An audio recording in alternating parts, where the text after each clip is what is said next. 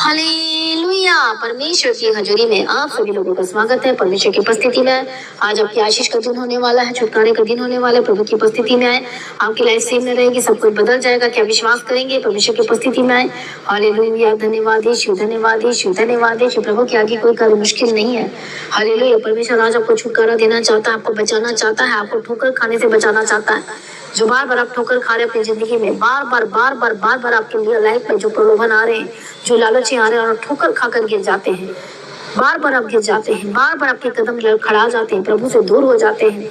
लेकिन आज आपको बताना चाहती हूँ, परमेश्वर आपके जीवन को सुंदर बनाना चाहते हैं, आशीष बनाना चाहते हैं, आपके लाइफ को सेटल करना चाहते हैं, आपके जीवन में सब कुछ पूरा करके देना चाहते हैं।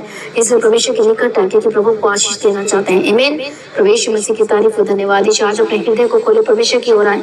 हालेलुया। आइए आज हम सुबह के समय में एक वचन को पढ़ेंगे और परमेश्वर का वचन जो कहता है, अब जो तुम्हें ठोकर खाने से बचा सकता है और अपनी महिमा की भरपूरी के सामने मगन और निर्दोष करके खड़ा कर सकता है।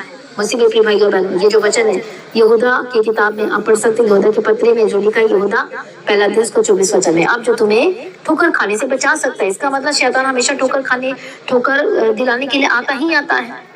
हालेलुया। इसलिए मसीह में प्रिय भाइयों बहनों, आपका हृदय मसीह में सुरक्षित होना बहुत ही जरूरी है।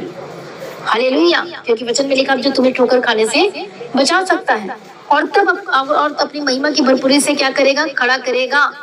हालेलुया। कैसे करे? खड़ा करेगा, सामने मगन और निर्दोष करके खड़ा करेगा, तभी खड़ा कर सकता है। कितने लोग अपने हार्ट को करप्ट कर लिया है, आपका दिल धोखेबाज बन गया है। बार बार आप दूसरे को धोखा नहीं दे रहे, एक्चुअली में आप अपने आप को धोखा दे रहे हैं। मसीह में प्रिय भाइयों बहनों, ये संसार क्या कर रहा है? ये दुनिया में क्या है? प्रलोभन से भरा हुआ है, लालच से भरा हुआ है, ठोकरों से भरा हुआ है। हालेलुया। कितने को समझ में आ रहा है? अदन की वाटिका में यही तो हुआ था। शैतान आया, लालच लेकर आया हवा के सामने में, और लालच में वो फंस गई। अच्छा, तुम परमेश्वर के जैसे बन जाओगे, जबकि वो पहले से परमेश्वर के तुल्य थे, लेकिन उनके दिमाग में अरे परमेश्वर के जैसे और बनना है उनको। कितने को समझ में आ रहा है? और वो प्रलोभन आया, उनके जीवन में टेम्पटेशन आया और वो उसी समय में गिर गए, ठोकर खा गए और गिर गए और महिमा से वंचित हो गए। जो निर्दोषता को खो दिया, उन्होंने करप्ट कर लिया अपने हृदय को, अपने हार्ट को, अपने मन को।